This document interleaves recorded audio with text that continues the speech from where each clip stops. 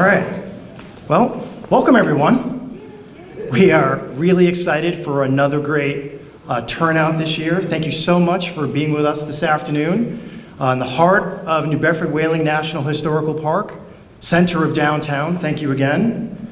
I need to start by letting you know that the New Bedford Whaling Museum and their team, they've been really wonderful hosts, as they are every year. This is such a great place to have an event.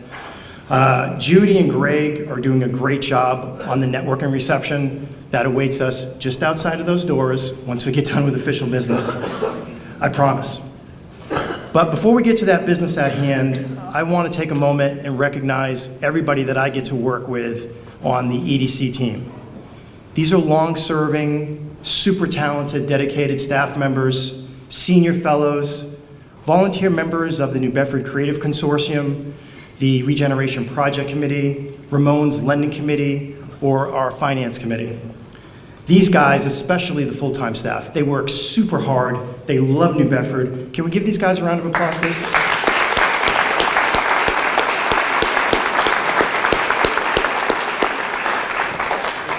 Thank you so much. Now, if you haven't done so already, I see folks with their copy of the annual report here. Randy Weeks has his. But if you haven't done so, pick one up on your way out. Right?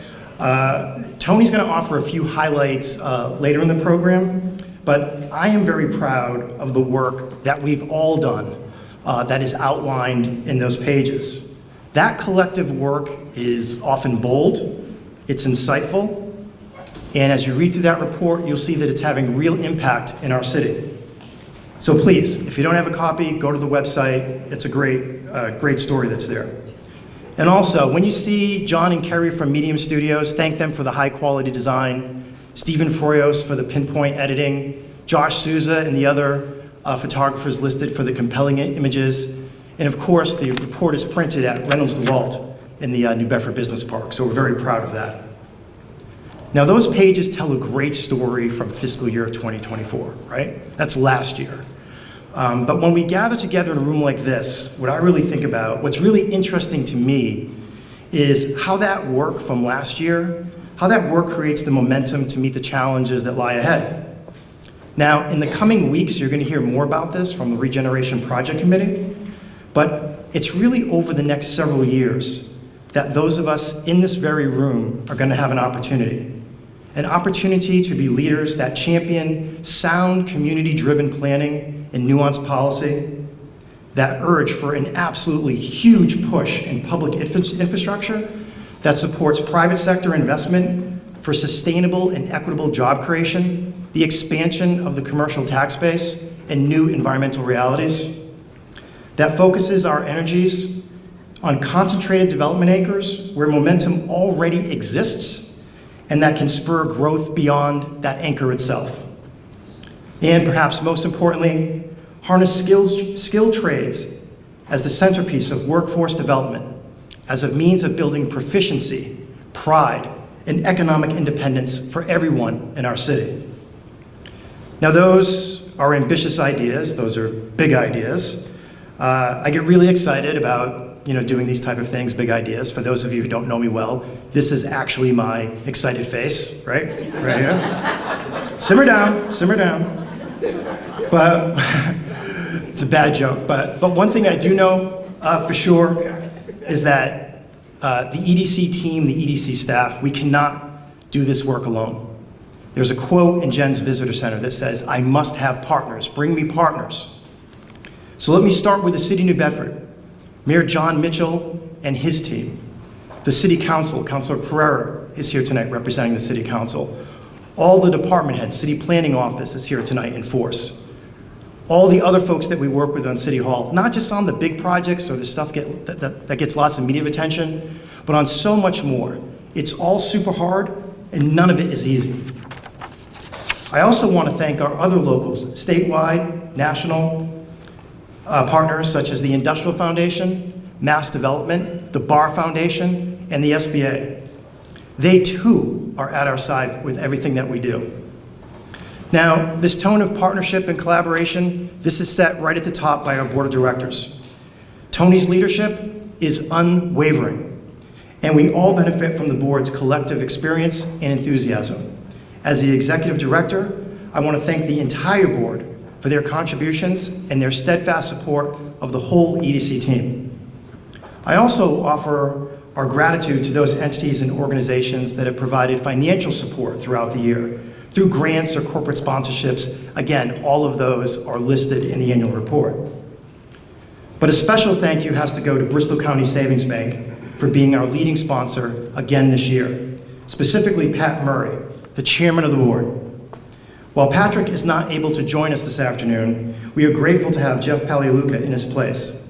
Jeff is the Senior Vice President and Commercial Lending Leader at the bank and serves as the chairman of our lending committee. Ramon and I can tell you that Jeff is a hands-on guy, he knows New Bedford business, and does he know that fishing port. But what you should know, what all of us in this room should know, is that beyond the EDC, the bank has partnered with the city, the zoo, the Zeiterion Theater, Whale, Junior Achievement, and so many others. So whether we are driving new and thoughtful development, supporting small businesses and entrepreneurs of all kinds, or continuing to build on our citywide success in nationally recognized work in arts and culture, Pat, Jeff, and the entire Bristol team are here for us all. So with that, please join me in welcoming Jeff to the podium and thanking Bristol County Savings Bank.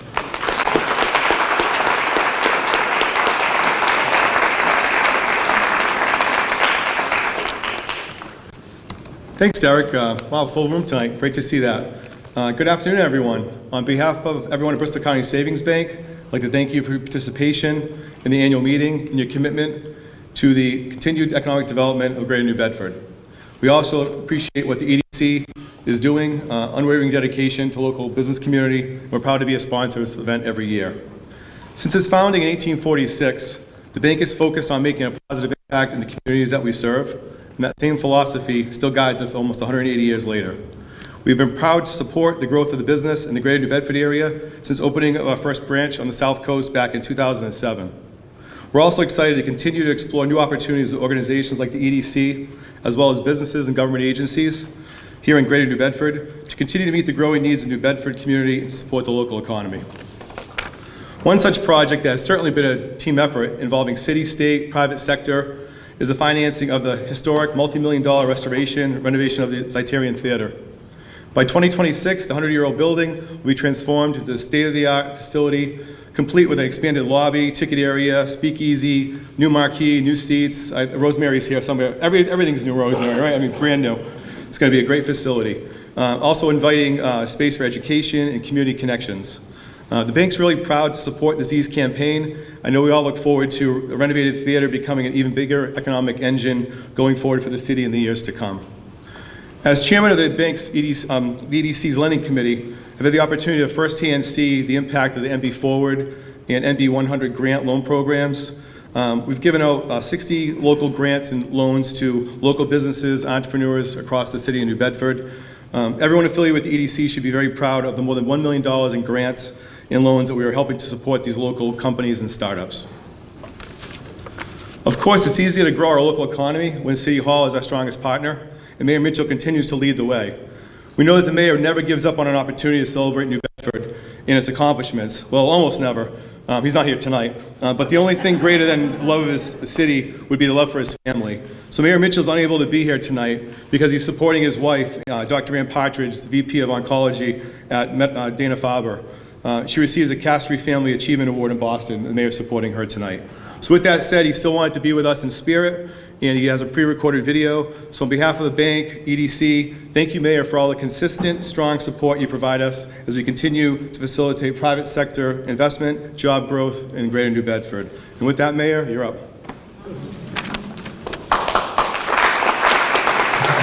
Hi, everyone. I'm sorry I couldn't be with you tonight. I've always loved joining the EDC for this event every year. It brings together people from across Greater New Bedford, businesses, nonprofits, others who want to see New Bedford advance and continue to build itself into the city that we've always known we could build. This year, there's a whole lot to crow about. We've seen construction cranes all over the place, building housing, building new port facilities, building new small businesses. And we have a tremendous amount of momentum right now, and a lot to look forward to. In the next year, we're going to see new developments, new action on the municipal golf course project, still more on the port, with commitments from a number of offshore wind companies to build out their businesses here, and a whole lot of new housing coming online as well, and much, much more, of course. And I really just want to thank the entire team, the board, of course. I want to thank Tony Sapienza for his continued leadership that has, over the years, brought so much credibility to the city and who has worked so closely with city government. We really do it the right way here in New Bedford. We work as a team. We have a common vision, and we work really hard. Nobody's going to out-hustle us, and nobody's going to work more collaboratively than the folks here in our city. The other thing I just want to say, I really want to thank Derek and the entire EDC team for all the work that they do year in and year out. We really did a great job. We, particularly Derek and Ramon and the entire EDC team, in helping small businesses get the capital they need to get over the hump in the pandemic. And that is, and a lot of that goes unheralded. It's been a really big boon to the city that we were able to come out largely unscathed. But there's also a lot of other really exciting stuff happening, of course, on the arts and culture scene, which has been really exciting to see so many new things emerging there. The effective use of ARPA funds, essentially as seed capital for many of the projects that we have around the city. And then the big projects, again, the golf course being one of them, but so many others. There's a lot to look forward to in the next year. We continue to have, and it's been a long time since New Bedford has been able to sustain such a low unemployment rate. We all remember the days of double-digit unemployment. We are on a much more steady and sustainable path now, and we've got a number of really interesting growth prospects in offshore wind, in the arts and culture scene, in healthcare. And if we continue to do what we're doing, we will have a city that can stand on its own 2 feet. That's what we're really trying to get at. We don't want to be the city that's dependent on others, a city that's always just trying to make its way ahead and flailing around. We want a city that is that's thriving, so that our residents can have the opportunities that we believe they're entitled to. That we want people to be able to put a roof over their heads, to have stable housing, to pursue the American dream, and to live a good life right in our city. That's what this is all about. The work that you do really does matter, and I'm so proud to be part of that team. Thanks, everybody. Well said, Mayor, and congratulations to Annie, your wife, for her award today. I think it's a real testament to what a great family and what a great professional Dr. Ann Partridge is, and such a benefit to the state and really internationally as well. So it was a very prestigious award that she is receiving right now, and she certainly is deserving of that award. Her work at Dana-Farber.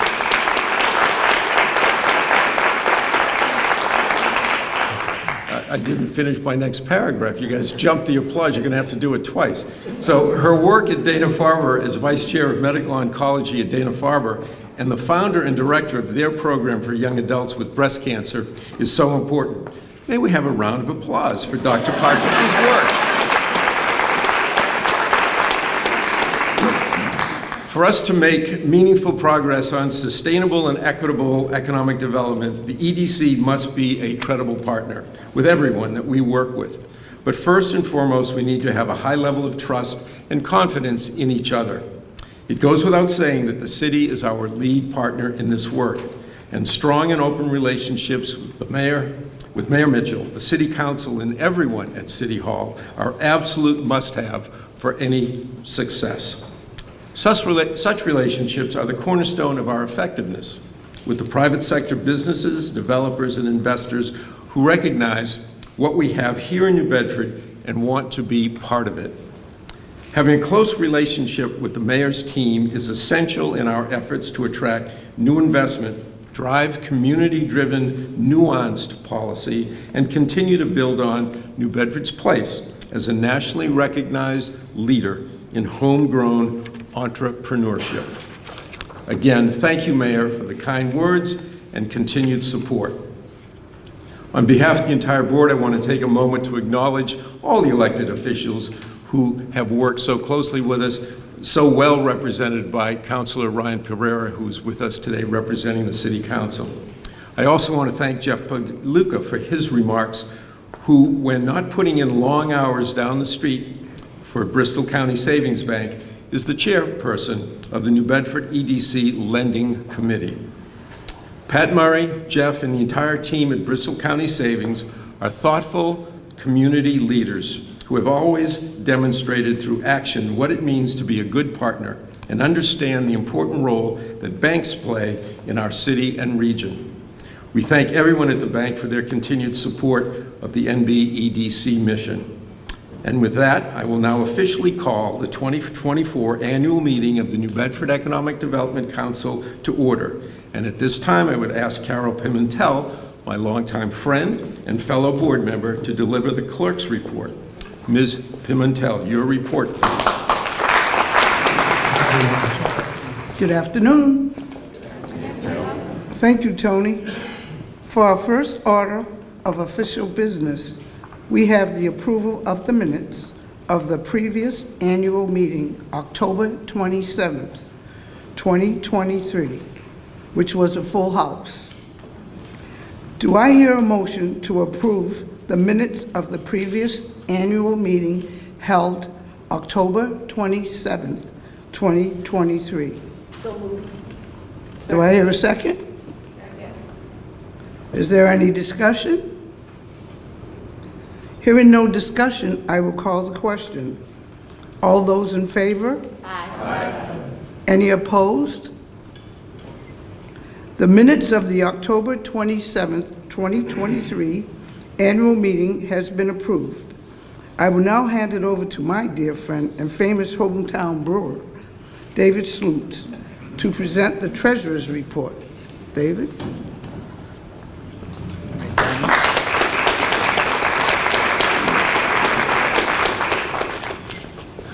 I'd like to thank Randy Weeks for my clip-on tie today. Thank you, Mr. Weeks. And where's Deb Trombley?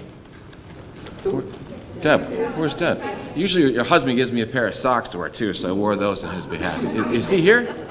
I don't see him. In honor of our special guest, I'm going to put my Bristol Community College hat on. It was nice. Well, Laura's a special lady. It was because she obviously, we know that always, but she also let my son into her school, which is an act of God. So thank you very much. She did graduate, Laura, so thank you very much. So again, thank you, Carol. Treasury report. We give the sales guy the treasury report, which is kind of interesting, but here we go. So let me start by saying that we continue to benefit from a diverse network of funders and friends, many of which are here today. Corporate sponsors. The list is long. I'm not going to go through it because I don't want to read all that. And I want to personally thank the EDC Finance Committee and members, and of course Deb Trombley, who I like to pick on, who's the best CFO in the history of mankind, by the way. It makes my job look very easy and very good. So thank you, Deb, for that. Every time we go through an audit, it's like most of us like boring accounting. Well, we're very boring in accounting because the numbers are always perfect. So again, thanks, Deb. With that, the fiscal year 24, we continue to offer programs to assist every kind of business in the city.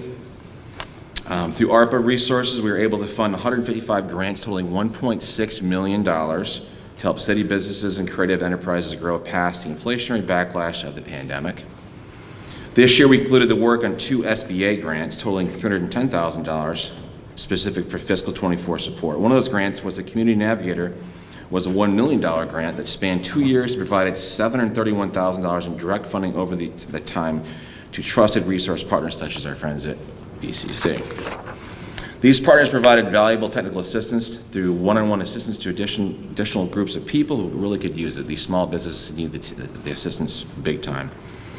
We're also able to secure a new $500,000 loan with the SBA to expand our microloan portfolio, which also provide us with more TA, technical assistance, financial resources over the next 10 years to serve the business community. Additionally, the MGCC, again, I'm a board member of MGCC as well. We secured $70,000 from our friends up north to help us here locally.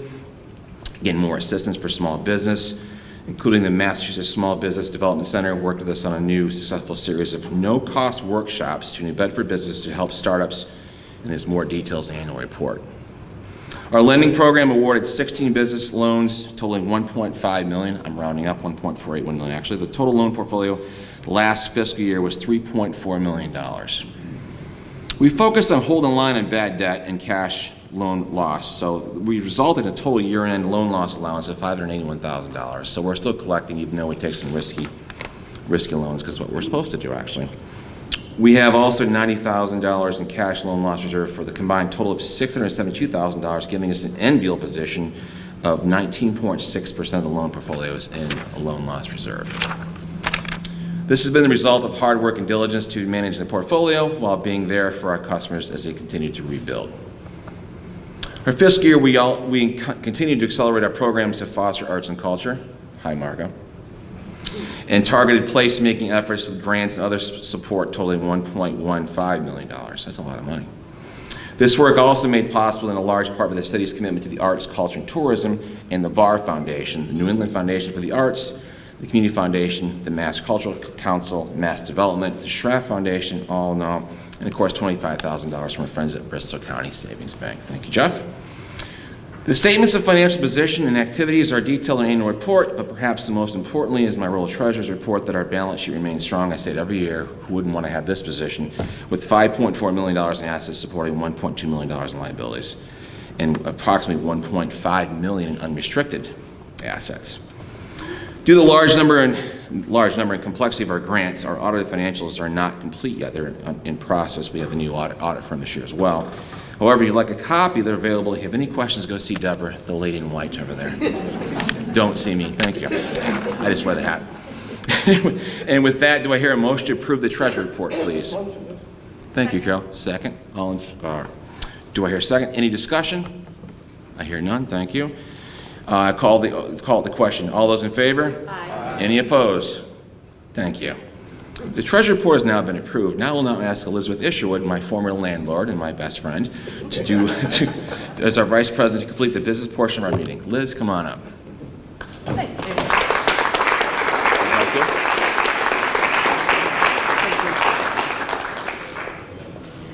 Before I get to my business at hand, I think there's been a little oversight in the room. Representative Tony Cabral is here, and I just want to welcome him and thank him for coming too.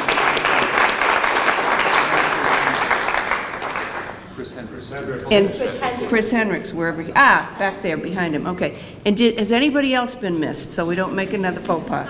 Okay, then I just want to make sure. Okay, according to the bylaws, the council members shall be elected to council membership by a majority of the existing council members at the annual meeting, section 1.1. Do I hear a nomination of the council membership as presented in our handouts? Is there a second? Any other nominations from the floor? Do I hear any discussion? Hearing no discussion or no further discussion, I will call the question. All those in favor? Aye. Any opposed? The 2024 council as presented has been elected. Thank you. Also, according to the bylaws, the nominating committee nominates David Slutz to a 3-year term representing private industry to expire in 2027. David is the managing director of Potentia Business Solutions, as well as being our local hometown brewer at Moby Dick Brewery. Do I hear a motion to elect David Slutz to a 3-year term ending in 2027? So moved. Do I hear a second? Do I hear any additional nominations from the floor? Okay. With no discussion, I call the vote to re-elect Dave Slutz to the board. All in favor? Aye. Any opposed? Congratulations, Dave. You got another shot at it for 3 years.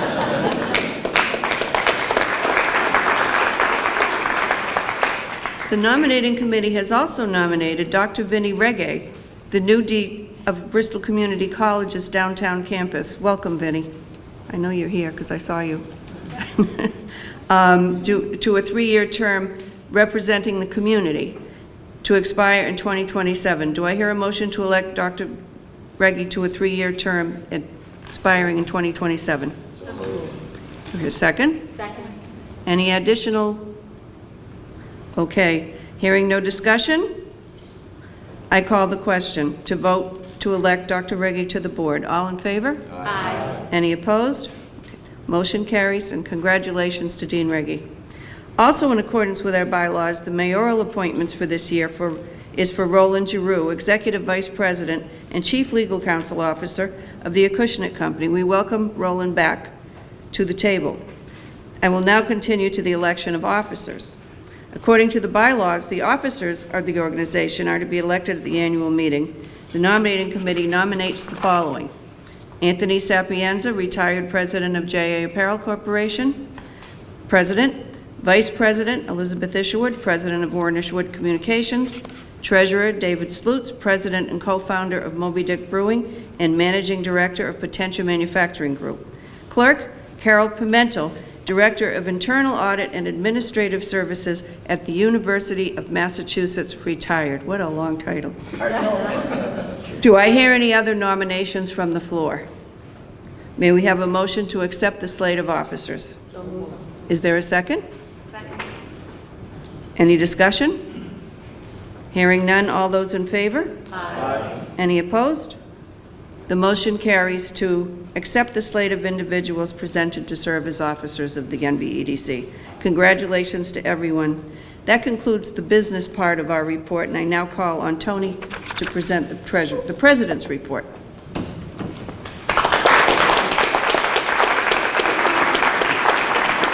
What a handshake. I know, I got cold hands. First of all, let me thank you all for the board and for the membership for electing me again as president. It is a job I relish, believe it or not. I absolutely enjoy doing this work because I came from another immigrant city, and to have this immigrant city be something that I can build or help build is really, really personally important to me. So thank you for your confidence in my leadership. With that, I would also like to say, for having missed Representatives Cabral and Hendricks, how important it is to have the two of them here today. They are supporters of economic development, okay? And as our ARPA monies, which we've used so judiciously over the last 2 years, have expired, there is an amazing opportunity for those two representatives to support the economic development bill that is currently before the House and the Senate. And we know that we have their support in economic development because they are outspoken supporters of that legislation, and we encourage them to get it passed, get it done, and help all of the gateway cities and the entire Commonwealth, quite frankly, in the work of economic development. So thank you both for being here to show your support.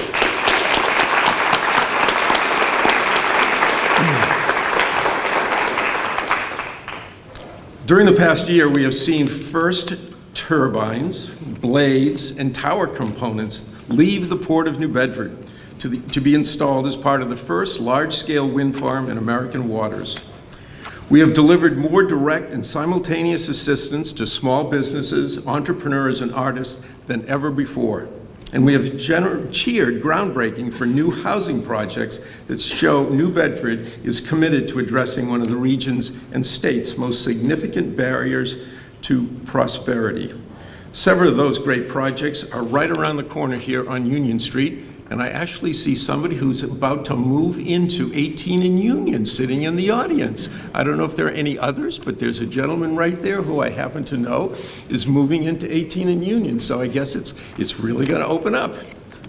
Anyway, the pages of our annual report offer a great overview of these major milestones and accomplishments and much, much more. As Derek said, please take it home, please read it, and take extra copies if there's somebody who can't be here so that they have that hard copy. Keep it on your desk, keep it in your conference room so that you can share the successes of this past year with the entire community.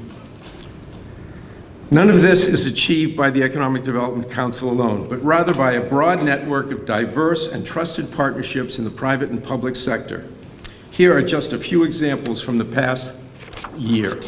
With ARPA funding from the city and through our NB Forward and NB 100 programs, we have funded 63 small businesses and entrepreneurs with a total of more than $1.3 million in grants and lending assistance.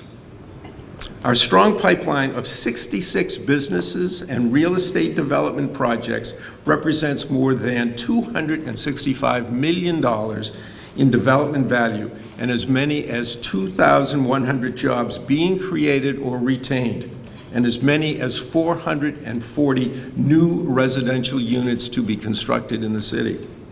And also with city funding provided through ARPA, we facilitated the continued expansion of wicked, cool places, and art is everywhere, and completed the program for individual artists called ArtNet, an artist training and recovery network. We invested $509,200 in 32 projects citywide and the work of 50 individual artists. These examples help illustrate the impacts we are having in advancing New Bedford's diverse economic base and its economic future. We work as hard as possible with as many businesses as possible, advance proven and progressive strategies for sustainable growth, and provide thoughtful leadership and study to complex issues. It is your leadership as members of our council that is fundamental to these efforts. Your direct engagement in each of these areas is essential to the Board of Directors and all of the EDC team members. Along with our own members, we rely on a strong and close relationship with Mayor Mitchell, expert city departments, and the City Council. With these close connections, New Bedford competitive advantage can be pressed to their fullest extent, and to do otherwise is not an option. We have hustled every day over the past year with our partners in City Hall and the Port of New Bedford, and the strong trends of progress in the past year offer the chance to accelerate our combined efforts in the year ahead. As I look to what comes next for us, I want to share our board's sincere gratitude to our staff and associated team members for all of their dedication, skill, and creativity. Derek leads a tremendous team, and I'm so proud that we have the staff that we have. I want to give them a personal round.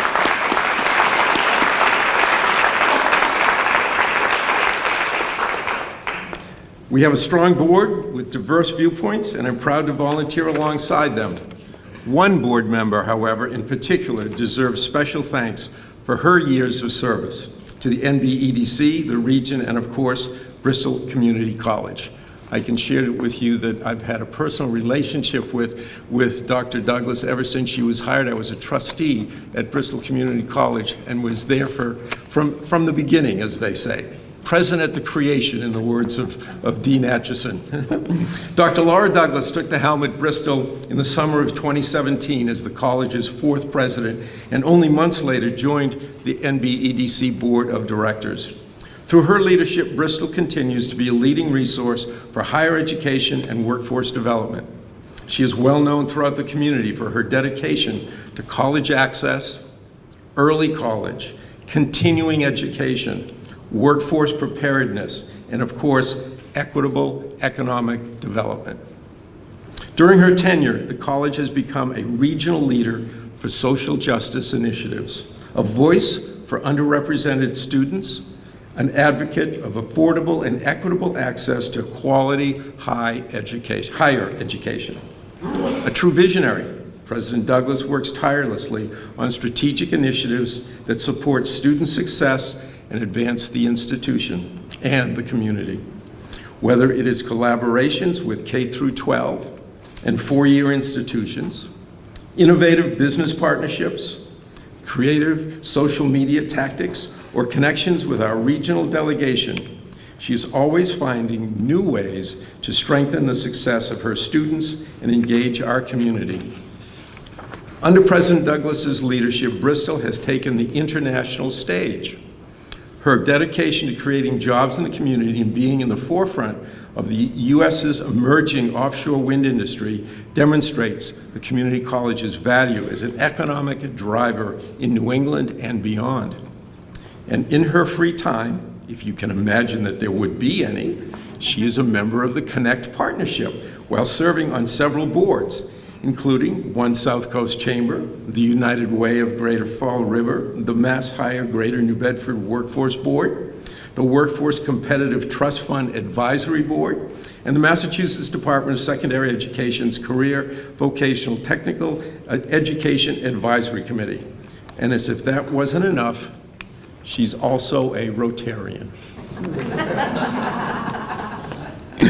As she heads off to her well-deserved retirement, I can't imagine she will be slowing down all that much. Laura will be missed at our board meetings, at Bristol, and in the community, but she will not be forgotten. She is a strong leader and a dear friend. Please join me in welcoming to the podium Dr. Laura Douglas.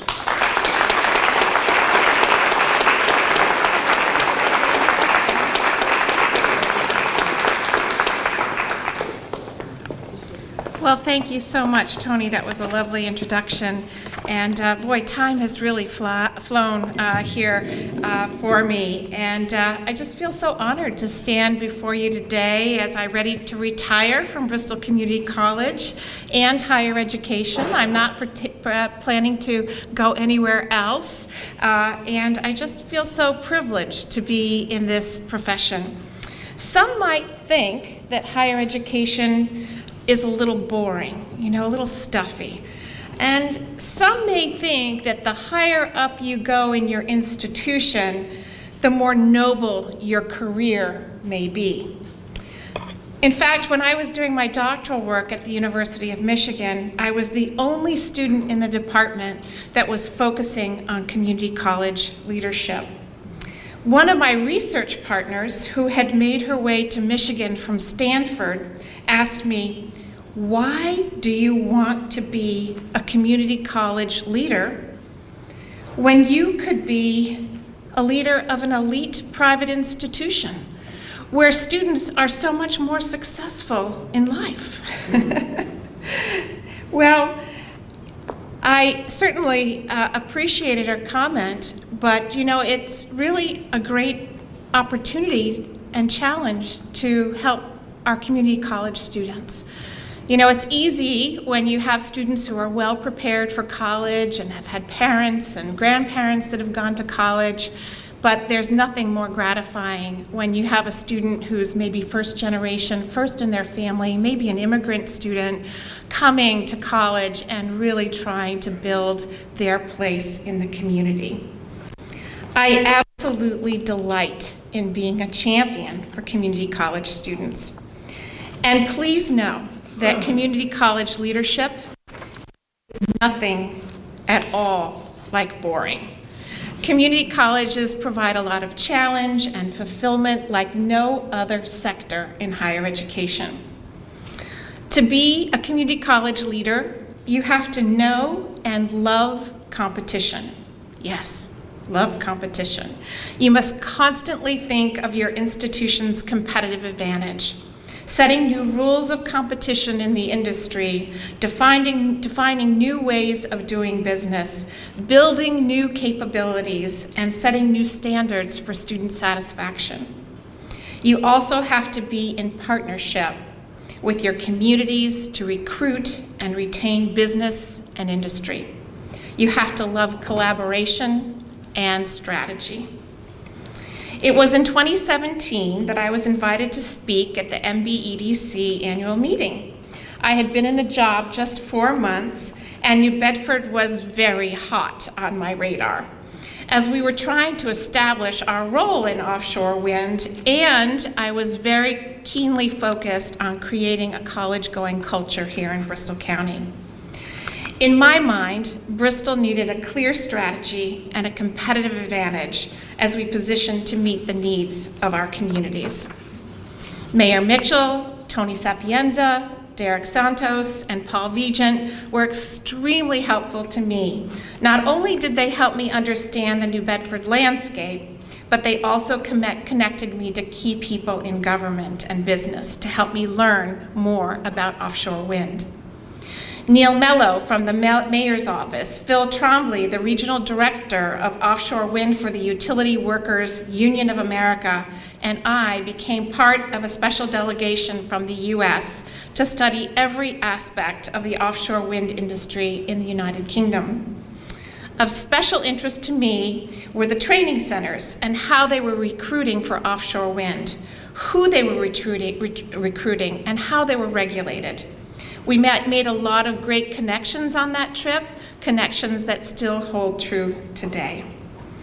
After the visit, Bristol Community College and UMass Dartmouth conducted a study on workforce needs associated with offshore wind.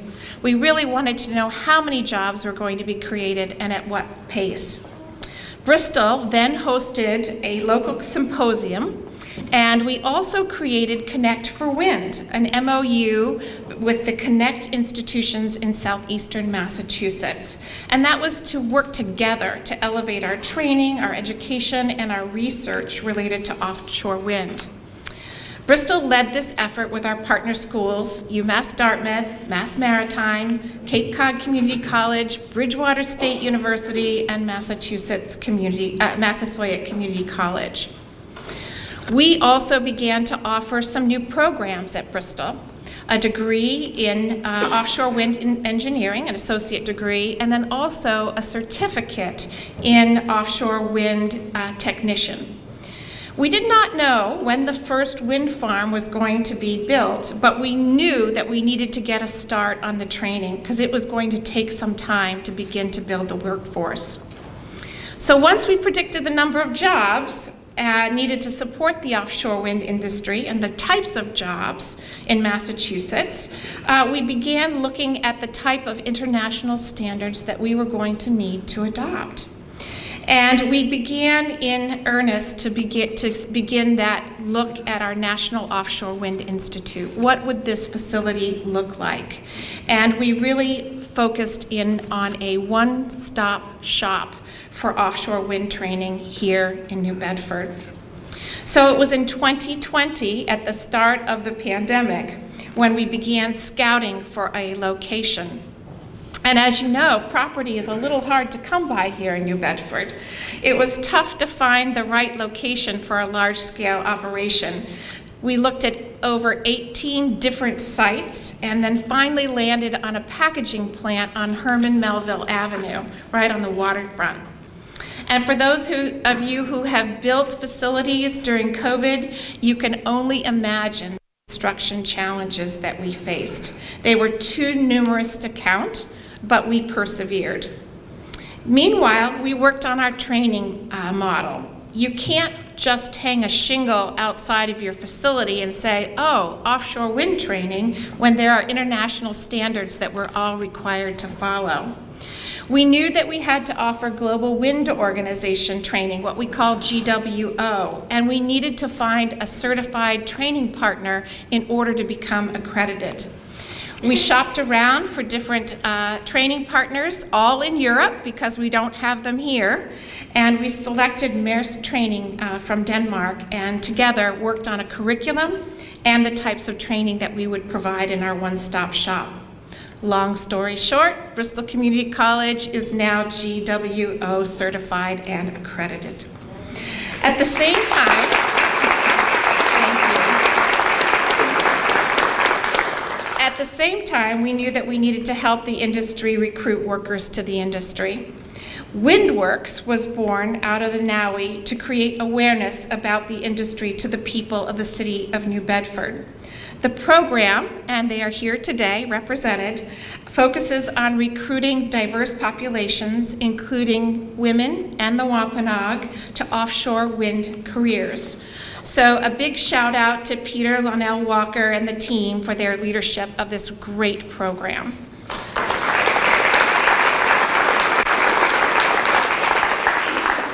We opened the NAUI in the spring of 2024, and we are up and running with a variety of training.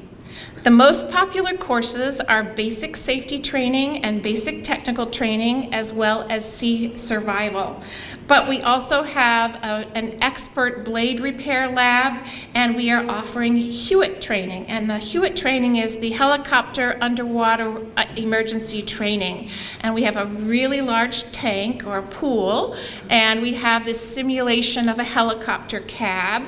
And you get into that cab, and we put you over the pool, school, and we drop you in the water and we turn you upside down and you get to escape. So it's really a fascinating training module. So if anybody's looking for a little bit of adventure, that's the Hewitt training, and it has actually moved forward in our training modules because now it is the preferred way to get out to wind turbines because it's the shortest way there.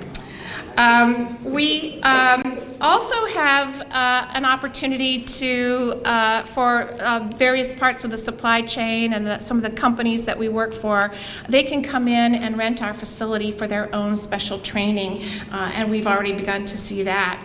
We have trainees that have come in from all over the world already to train, and we work directly with the developers and supply chain companies to make sure that their employees are properly trained and have the right certifications to do the job. It's not unusual for us to get a call on Monday asking us if we can train people so that they can be out on a wind turbine by Thursday. And yes, we really do try to do that whenever possible if the training is of appropriate length. So not only are we training workers for offshore wind, but we're also working to train onshore wind and union employees in onshore from oil and gas industry. There's some similarities there, and so we're looking to expand what we do. And as we look to the future, I just have to say that Bristol Community College and the NAUI are so well positioned not only to train and educate in offshore wind, but for the entire offshore wind supply chain and the broader energy sector. And this is very exciting for New Bedford. So we are helping to put New Bedford on the map as the hub of offshore wind right here in the United States.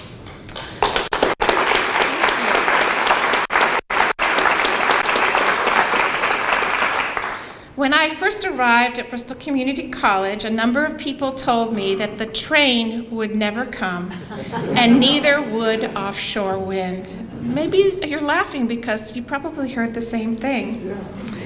First, let me tell you that the New Bedford and Fall River train stations are looking pretty good these days, aren't they? And look at offshore wind. All you need to do is walk along the waterfront or drive along the waterfront to see that the industry has launched, and we are positioned for future growth. Look at the New Bedford Marine Commerce Terminal, the staging area for Vineyard Wind. Look at the NAUI, the New Bedford Ocean Cluster, who, by the way, had a fantastic conference last week. The committed resources to initiate the development of the Ocean Renewable Energy Innovation Center. The Foss Terminal, wind turbines in the water generating power off our coastline. Offshore wind partnerships between Massachusetts. The development of Brayton Point in Somerset, more wind farms in the works, and just so much more. So congratulations, City of New Bedford, and all of you who have worked so tirelessly to make things happen here, to make New Bedford a city that is defining new ways of doing business and building new capabilities, a city with a serious competitive advantage. As I prepare to retire in early 2025, I have to say that it is the dream of every community college president to initiate training for a brand new industry in the United States. It feels great to be one of the few who took a calculated risk to enter this space of offshore wind. I am so grateful to all of you for your support and your belief in Bristol Community College. So I'd like to call out some of the people that have helped to make our success happen. Mayor Mitchell and his team, Congressman Keating, our Bristol legislative delegation, Tony Sapienza, Derek Santos and the NBEDC, the New Bedford Ocean Cluster, I see John Bullard back there, our offshore wind developers, Maersk Training, the British Consulate, Bristol's Board of Trustees, whose chair, Joan Medeiros, is with us today. Raise your hand, Joan.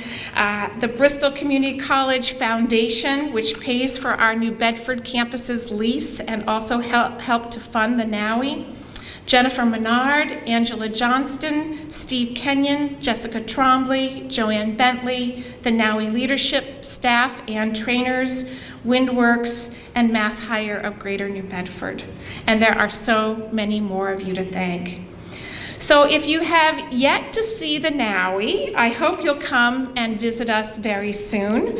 It's a beautiful and functional training center. It's about 40,000 square feet, and it just received the award for Best Restoration Project in New England by New England Engineering News and Record. So in the near future, we will launch a capital campaign to pay off some of the debt that we incurred with the build-out of the facility. And I'd like to take a moment to share with you the video that we've made that talks a little bit about the NOWI and gives you a wonderful visual of our work. It's very short. Let's watch the video. At the heart of New Bedford, where the wind meets the sea, a new future is taking shape, powered by clean energy.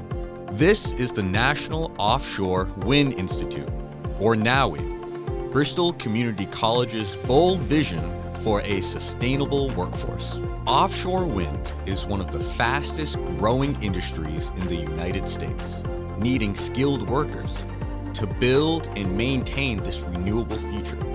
That's where NOWI comes in. NOWI offers top-tier training with Global Wind Organization certifications in safety, rescue, and technical skills, equipping students for careers in offshore wind and other high-demand sectors. By 2030, Massachusetts will see a 724% increase in offshore wind projects, creating thousands of high-paying jobs. NOWI is leading the way, providing a direct pathway to these opportunities. Now is the time to invest in this vision. By supporting NOWI, you're investing in local talent, in the future of clean energy, and in the economic growth of our region. Donate today and be a part of history.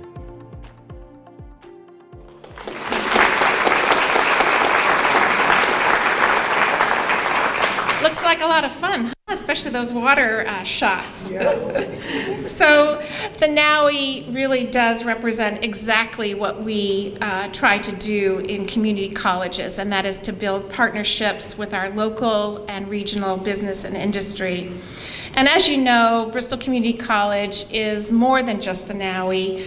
We have the largest body of undergraduate students in Bristol County, and of the 15 Massachusetts community college, we've moved from the 5th largest spot in 2017 to the 3rd largest spot in 2024. We are the only institution of higher education in New Bedford, and we are especially proud to be right here in the downtown with Vinnie Reggie as our dean. Vinnie, you want to...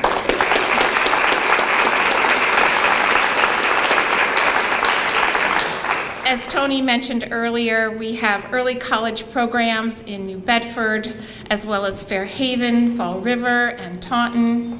We provide adult education, English as a second language, GED, and HiSET, corporate training, and a variety of workforce training to support business, industry, and economic development. And I just want to say that I am so incredibly grateful for all the support that you have provided me and the college over the years. And I assure you that Bristol Community College is very well positioned to help New Bedford compete for a very strong future. I'll be watching you in my retirement. Thank you so much.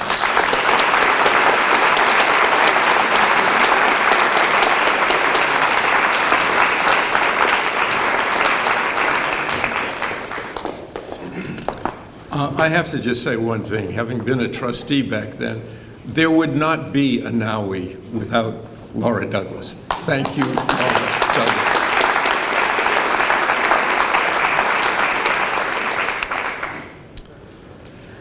This is the closing.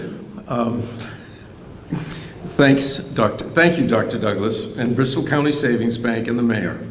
Thanks to the Whaling Museum for being such great hosts, and Oh, I'm sorry, I'm having a little problem with this. All right, so I want to thank the Whaling Museum for having us here today.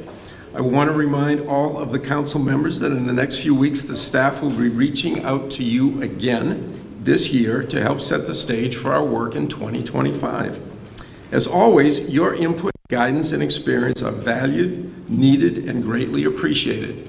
The board will have its strategic planning retreat later on in the month of November, but prior, we're going to, as we have always done, ask all of you to weigh in on what you think have been successes, where you think there are problems, and what you think what should be our priorities in 2024 to build on the work that we've done in 2024 and in preceding years. So please take the time to take a look at that survey, and please, any comments in writing, in person, however, please make them, because we value immensely your participation in this process. I want to thank everyone for coming. I want to invite you all to stay for some libation in the Jacobs Gallery, which is adjacent to this building. And I want to encourage all of you to think about this coming weekend and what a great opportunity it might be to spend some time in downtown New Bedford at any one, including Moby Dick Pub, but any others of the restaurants that are available in downtown New Bedford for this weekend. So with that, I will ask, is there any old business? No. There is none. Is there any new business? No. Any new business? There being none. Hearing none, I declare the 2024 annual meeting of the New Bedford Economic Development Council adjourned. Thank you all for participating.